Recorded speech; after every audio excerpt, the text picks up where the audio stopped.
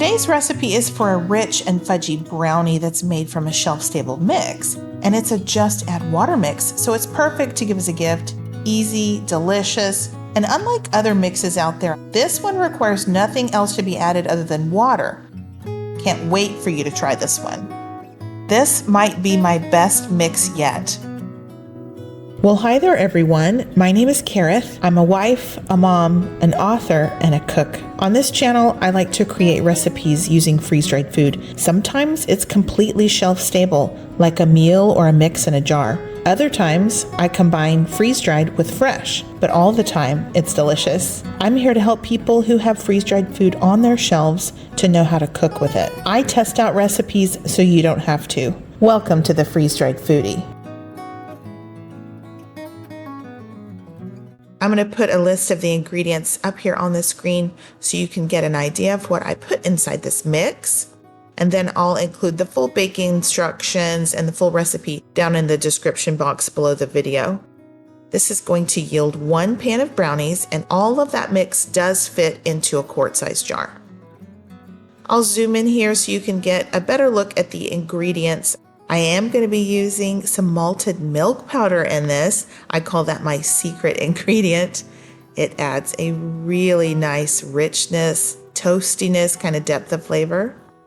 And of course, I've got the Thrive Life scrambled egg mix and butter powder. Y'all, please drop in the comments below the brands that you use because, you know, Thrive Life going out of business, we're not going to be able to buy that anymore. You'll need to get out your food processor for this recipe, and then we're going to put all the dry ingredients in the food processor as well as the fat that has to go into the brownie mix. Because this is going to be, like I said in the intro, this is going to be a just add water mix. And so we're going to need to put it in the food processor and process that until it's really, really smooth. My brownie mix does not have a lot of flour in it, but it does include powdered sugar. And I like the powdered sugar because it gives the top of the brownies that nice glossy, kind of crackly surface. Now, here's my secret ingredient, that malted milk powder. You can find that in a regular grocery store. They have a Carnation brand of it as well. It's kind of by the chocolate milk drink mixes and stuff like that. And it's so good in here. I love using the scrambled egg mix from Thrive Life. But y'all, please, tell me what kind of brands you use. I have heard that the Ova Easy Eggs, I've heard that those are good. I'm also including some butter powder here. It's really not for the fat, it's just for the flavor. I'm using the Dutch processed cocoa powder, but you could use just regular Hershey's cocoa powder if that's what you have. And the vanilla powder is great in here. The Cook's brand you can get on Amazon, and I will link that below. I have Amazon links below for some of these ingredients. I always appreciate it when you click on my link and shop through my link. That always helps me because it supports my channel and helps me to keep doing what I do.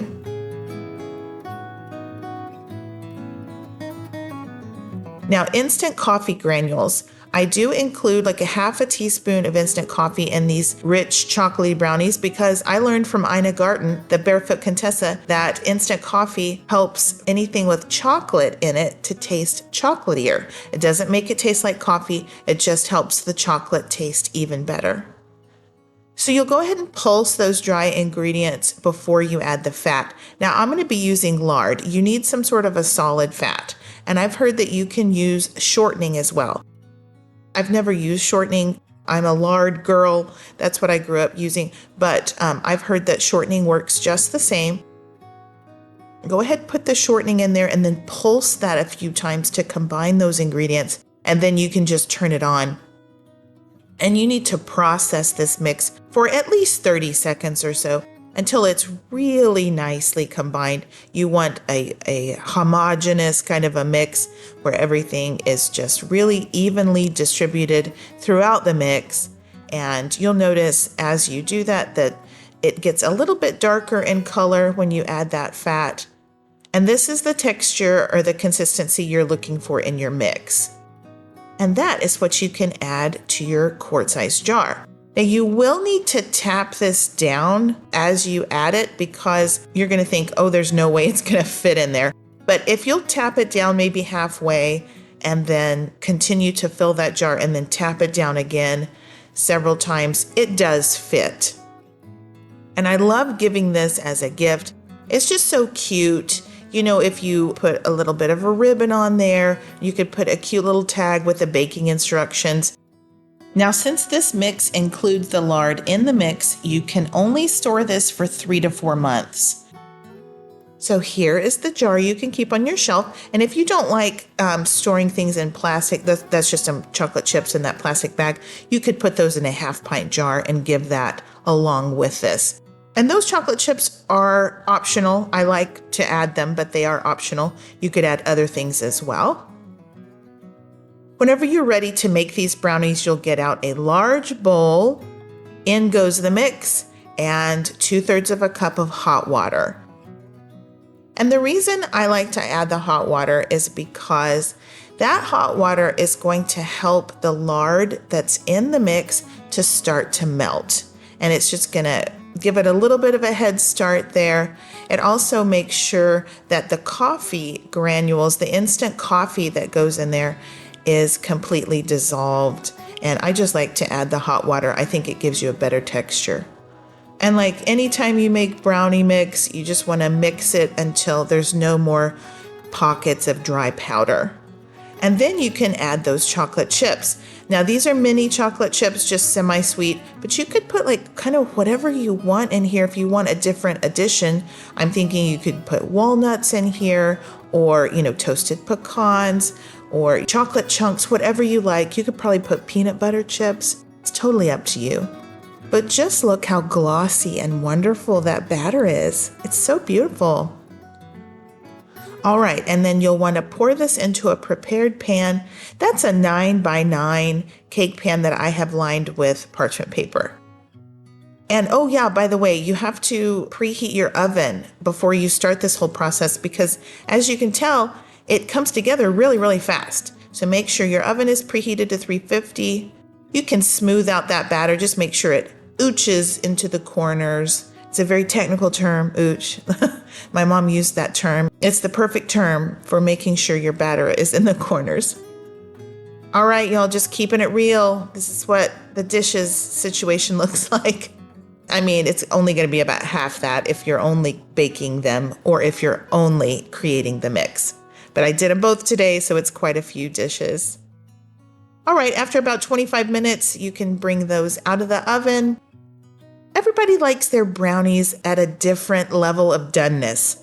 This is how done I like my brownies, is the 25-minute mark. I put those out onto a wire rack and let them cool. And here I will show you the interior of that brownie. It's done all the way through, but it's still very moist. And just look at how gorgeous these brownies are. I got 16 squares out of my pan of brownies, and my goodness, I just think they're so beautiful. I love how the tops get nice and shiny and a little crackly.